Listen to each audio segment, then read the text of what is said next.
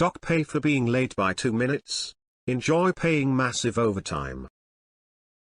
I worked in an electricity retailer call center. It was highly unionized, but the management tracked login times to the minute. One incredibly ridiculous thing they did was if you were a minute or two late, they would literally dock your pay by that many minutes. It wasn't really enough for us to really notice, and I'm sure they didn't actually save any money. I mean, if you were 15 minutes late, I could understand not paying, but 3 minutes late, well, eventually the union discovered what they were doing, and were completely pissed that they hadn't been consulted about this dick move. This is where their MC comes in. The union demanded log on and log off times for everyone in the call center. What management hadn't counted on was that all of us would often need to wrap up calls and clear the call queue before the call center could officially close. This often meant that operators would leave several minutes after their shift. On bad occasions it could be 15 to 20 minutes delay before they could clock off, but mostly it was only a few minutes. The union made management recalculate everyone's pay for the year based on clock on and clock off time. They also pointed out that staying past end of shift triggered penalty rates. It turns out everyone, and I mean everyone, had spent more time wrapping up calls at the end of the day than they were late clocking on. Each of us got paid for lost wages, at overtime rates. It cost them a fortune, and they never docked the pay of anyone who was late ever again. Now to the comments.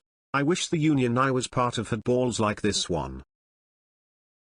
Unions get their balls from the members. If you can't stick together as workers, the union can't help you. They organize the numbers they have on board to action, but they can't force you to be on board.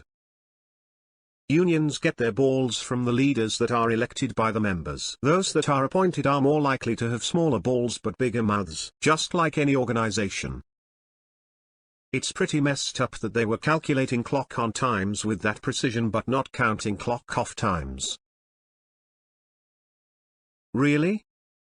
The previous 3 jobs I worked would give written warnings about being 5 minutes late, but then witch and moan about me leaving spot on my clock off time, to the point that with one, I would leave the floor at 3 minutes beforehand so I clocked off exactly on time. Moving forward to my currently job, on a daily basis I am there 15-30 minutes after clock off time, and I don't even flinch at doing that. All because I know if I walk in 5, 10, or 30 minutes late, my boss doesn't bat an eyelid.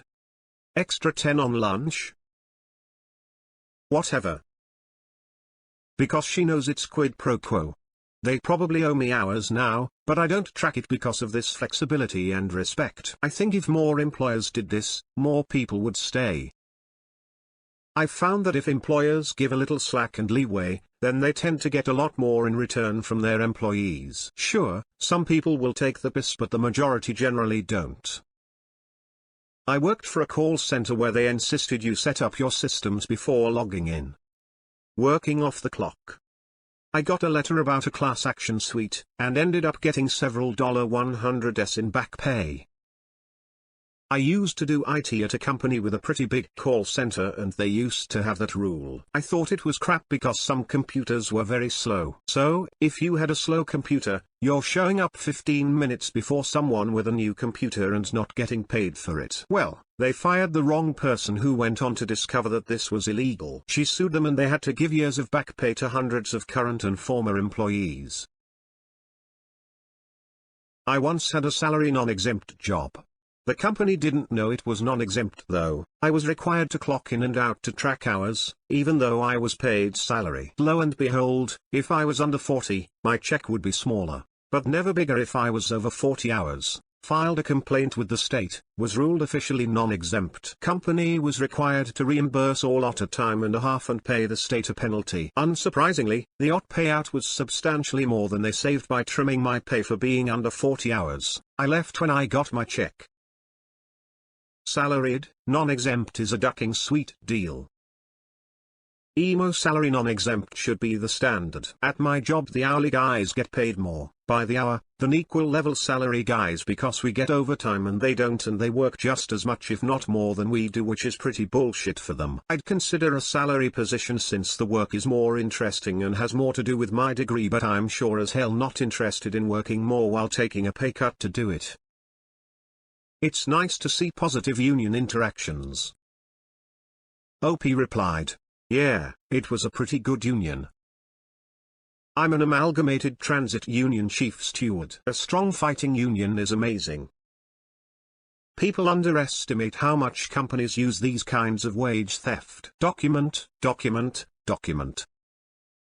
Yeah, I'm extremely fortunate to be in an industry that's doing well enough that I can be flexible with my employment. When I was interviewing, anything that didn't provide proper OT or had anything janky in their paperwork was an instant thanks for your consideration, but I am no longer interested in the position from me. Remember starting at the bottom and how everyone was just like, that's just how salaried work is. They pay you for 40 hours and expect 50 to 60. So many people tried to shit on hourly work too, but I'll take hourly any day of the week.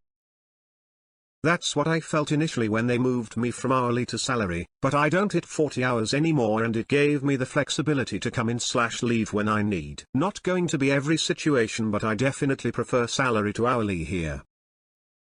My company insisted that you do casual overtime, which is 2 to 4 hours of unpaid OT per week. My director also enforced the personal time rules to the letter, if not more so. So even though you got 5 days of personal time, you could only take it for medical or funerals.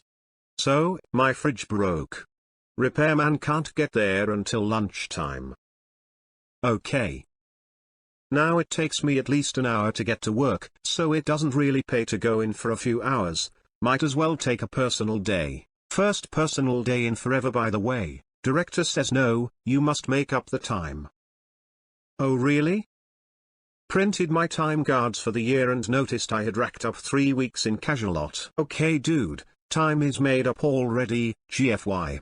Never ever worked unpaid OT again. You wanna be a bean counter? Then okay, I am counting all the beans. Fie. And he wondered why everybody hated him and he got passed over for promotion twice.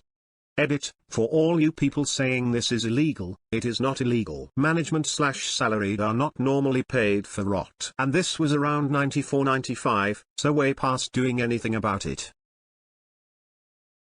Where do you work? Unpaid overtime is super illegal. Not for salaried employees. I used to work in a place that docked you 15 minutes for being a minute late. Always had a manager shouting to you as you clocked in that you've lost 15 minutes. I used to just accept it. Then one day it occurred they got free labor out of this. So, the next time I was a little late and got the usual spiel, I said, no worries.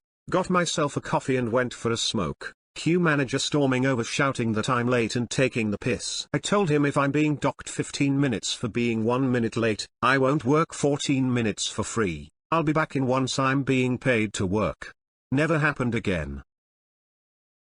Yeah, I work in a place that loses their shit over being a minute late, but doesn't bat an eye over a few minutes late clock out. Wish more places saw how much is wasted on this. Each hour wasted by timekeepers and managers on things like this add up and kill your employee morale. All it does is make your turnover rate increase. You're not squeezing productivity out of people by disrespecting them like this and treating them like children. I remember working at a place where they had this practice. They always wondered why they kept having to find and replace highly trained chemists because of how shit the working conditions were, since everyone jumped ship as soon as they could. Still, owner had his blinders on. Last I remembered, they had to downsize and lay off a ton of experienced staff who could put up with their bullshit. So, in the end it does tend to bite them in the ass.